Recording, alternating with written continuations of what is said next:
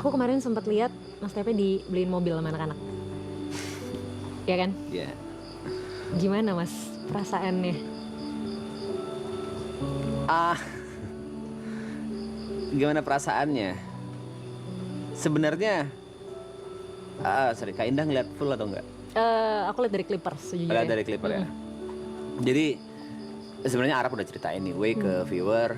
Jadi itu semuanya kayak dari pagi. Dari pagi itu manajerku bilang kalau aku ada kerjaan yang huge, yang besar. Lalu aku bilang, manajerku tuh telepon karena butuh jawaban cepat, intinya seperti itu. Dan aku bilang, ya gas lah, ambil lah. Dan aku turun dari bunk bedku, terus aku langsung cerita ke Yuka. Langsung cerita ke Yuka kalau aku akan dapat kerjaan besar dan insya Allah aku bisa mendapatkan mobil. Tapi di situ aku langsung merasa bersalah. Kenapa? Kenapa aku cerita ke Yuka ya? Kan Yuka juga belum punya mobil. Oke.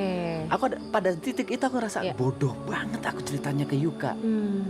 Tapi karena aku terlalu excited dan aku masih ingat kata-kata Yuk. Aku nggak tahu aku harus cerita happy ini ke siapa lagi. Mau dengerin nggak? Boleh. Dan memang kamera sedang tidak mengarah ke kita. Kamera sedang mengarah ke dapur, audio juga di dapur. Aku menceritakan hal itu dan setelah aku cerita itu aku merasa bersalah. Singkat cerita sampai malam itu ada games yang sebenarnya udah di spoiler sama Jod, yang waktu itu kupikir bercandaan bahwa kita akan ada di perlombaan yang akan mendapatkan mobil, sampai di titik itu ternyata beneran lombanya ada. Yang aku tahu mobilnya cuma satu. Sampai aku bertarung sama Yuka. Game pertama dimenangkan oleh Yuka, game kedua dimenangkan oleh aku, dan game ketiga split or steal. Dimana dengan peraturan kalau dua-duanya memperlihatkan kartu split, maka hadiahnya dibagi. Kalau dua-duanya memperlihatkan kartu steal, maka hadiahnya hangus. Tapi kalau salah satu split dan salah satu steal, berarti yang membuka steal dia yang mendapatkan mobilnya. Di situ aku bilang ke Yuka, sebelum kita menunjukkan kartu masing-masing, aku bilang ke Yuka, yuk semesta udah ngatur. Ada alasannya kenapa tadi pagi aku ditelepon sama manajerku, ada alasannya kenapa aku ceritanya ke kamu. Ya udah, ini mobil buat kamu aja. Tapi pada saat aku ngomong gitu, aku langsung mikir, Greta setuju nggak ya? By the way aku punya istri, namanya Greta. Aku mikir, Greta setuju nggak ya? Greta marah nggak ya? Kok aku dengan arogannya dalam tanda kutip membuang rezeki? Seharusnya kalau dibagi dua ya lumayan lah, let's say bisa 50 juta atau 60 juta, aku nggak tahu. Kok aku dengan arogannya, karena aku selalu berpikir rezekiku ya rezekinya Greta gitu loh. Aku belum minta izin ke Greta kan pada saat itu. Greta marah nggak ya? Tapi ya udahlah, memang ini rezekinya Yuka. Makanya begitu diumumkan bahwa mobilnya ada dua, aku nggak bisa menahan tangisku karena anjing, aku gak suka, momen ini gak suka gini. Papa kan selalu bilang, hitung-hitungan matematika dalam Islam itu gak sama kayak hitung-hitungan matematika dalam kehidupan nyata. Kalau dalam matematika 1 dikurangi 1 sama dengan 0. Tapi kalau dalam kehidupan nyata 1 kurangi 1 itu bisa menjadi bermakna. Entah itu buat kamu atau buat orang lain. Kayak quotes itu langsung muncul di otakku. Saat itu langsung muncul kayak, aku dapat mobil juga. Itu aneh. Dan apalagi dengan seluruh kasih sayang atau perjuangan dari teman-temanku yang udah gendong aku secara karir, udah naikin aku, udah bantu aku sampai di titik ini. Yang kalian kasih kebanyakan loh. Yang kalian kasih kok aku ngerasa nggak pantas untuk mendapatkan itu semua. Jadi ya itu rasanya gue bisa mendapatkan mobil. Kenapa kamu ngerasa nggak pantas, Mas? Ya itu tadi, karena aku ngerasa ini dari sisi apapun, pada saat kita ngomong ada di depan kamera, yang penonton inginkan mostly adalah canda tawa. Aku bukan tipe orang yang bisa melawak. Let's say aku orang yang paling bodoh lah di sini. Secara IQ mungkin aku yang paling rendah. Semuanya, Aloy, Jod, Yuka, Gary, Nico, Arab, semuanya begitu ada ibot, begitu ada bercandaan, mereka bisa langsung bermain. Oke. Aku kayak bingung, aku harus ngapain? Ada satu kesempatan, aku diberi kesempatan. Aku ngefans banget sama Vindes. Waktu itu kita collab sama Vindes. Terus aku diberikan sebuah panggung. Aku bingung mau ngapain. Aku bilang, aku nggak bisa. Aku bukan pelawak. Aku bilang kayak gitu. Aku ngerasa aku nggak pantas. Aku nggak sepintar mereka. Aku nggak selucu mereka. Aku nggak sehebat mereka. Ya kayaknya ini bukan tempatku deh. Maksudnya bukan tempatku dalam artian aku amat sangat beruntung ada di sini, digendong sama mereka. Dan aku yang paling rendah aja gitu.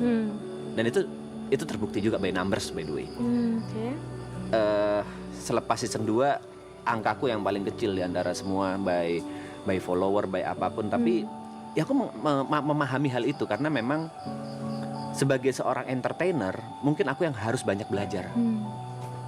Mereka sudah makan asam garamnya. Aku dari Jember yang mungkin aku hidup dalam lingkunganku atau dunia kecilku sendiri, lalu bersosialisasi dengan banyak orang, ternyata dunia industri atau dunia hiburan nasional seperti ini, aku masih belum nyampe aja menurutku. Tapi menurutku maraton gak akan jadi maraton kalau gak ada kamu. Even Triple A Clan juga mungkin gak akan jadi Triple A Clan kalau gak ada Mas Tepe sih. Mbak Indah, itu argumen yang bisa kupatahkan dengan mudah. Oke, silakan. Pada saat aku ke Jember, itu ada hampir sebulan tanpa aku, ya normal aja. Ya. Tapi bukan berarti ketika kamu ada dan semua juga sama aja kan sebenarnya. I mean, mungkin Mas Tepe bukan orang, ini pendapatku ya, Mas Tepe mungkin bukan orang yang bisa ngelawak kayak member-member yang lain, bukan orang yang mungkin kemampuan entertainnya udah seluas member-member yang lain gitu. Tapi justru yang bikin kamu unik adalah ya kamu yang ini gitu loh. Aku ingat banget nih Mas Tepe, waktu tahun lalu aku kesini, kita nggak ketemu kan gitu. By the way bukan di sini, di BSD, Nah, iya. ini Sentul. Maksudku maraton, waktu ke maraton. Waktu aku tahun lalu ke maraton, beres aku dari maraton aku pulang. Jujur aku nggak tahu kalau ternyata impact ke aku juga sebesar itu dari maraton waktu itu. Jadi aku balik dari BSD jam 1 malam. Dari BSD aku balik jam 1 malam. Jadi besoknya tuh aku bener-bener bangun siang gitu posisinya. Dan aku kaget ketika aku buka sosmed aku udah rame banget yang mention aku, Clippers udah banyak banget. Dan tiba-tiba udah banyak banget yang bilang, Kak kamu harusnya ketemu sama Mas Tepe. Posisinya saat itu aku kan nggak tahu kamu dan nggak kenal kamu ya gitu loh. Kak kamu harusnya ketemu sama Mas Tepe, pasti debatnya seru banget, pasti argumennya bakal asik banget. Artinya di situ aku menilai bahwa even though saat itu kamu nggak ada, kamu masih memorize loh di orang-orang. Salah, yang mereka inginkan itu perpecahan, yang mereka inginkan itu perdebatan, bukan obrolan yang seru seperti yang mungkin didapatkan. Kan aku juga nonton klip-klipnya kan, kayak semuanya bisa cerita. Sama aku kan nggak mungkin kan terjadi seperti itu, kali aja perdebatan. Who knows? Ya, yang viewer inginkan ya perdebatan. Mereka suka perpecahan. Ya karena mungkin itu yang menarik dari dirimu. Dan gak apa-apa kan, aku inget tahun lalu aku pernah bilang ini sama Niko. Kalaupun orang lain lebih baik dari kita, kalaupun kita menilai orang lain lebih baik dari kita, belum tentu kita buruk. Setuju. Jadi kalau tadi Mas Tepe bilang ya mereka semua ini orang-orang hebat, mereka semua jauh di atas Mas Tepe. Tapi sebenarnya Mas Tepe juga orang yang punya kemampuannya sendiri. Tidak buruk kan? Tidak buruk. Tapi tidak menghapus fakta bahwa aku nomor 9 dari per 9 dari antara mereka semua. Aku adalah orang yang sebenarnya mendapatkan sesuatu hal yang tidak pantas aku dapatkan dari seluruh apa yang aku lakukan gitu. Seharusnya kreditnya tanpa aku pun mereka udah gede. Aku harus bilang aku kayak benalu aja. Wow. Aku harus bilang kalau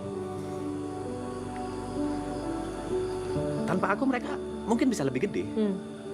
Karena mostly kebanyakan juga yang paling aku takutkan di season 2 aku paling banyak haters. Yang aku takutkan itu berpengaruh ke mereka. Yang aku takutkan itu berpengaruh ke maratonnya. Aku nggak masalah aku di hate dengan perbuatanku, dengan omonganku, dengan tingkah laku, aku nggak masalah. Tapi kalau itu dampak ke kapalku, aku akan sangat merasa hina gitu.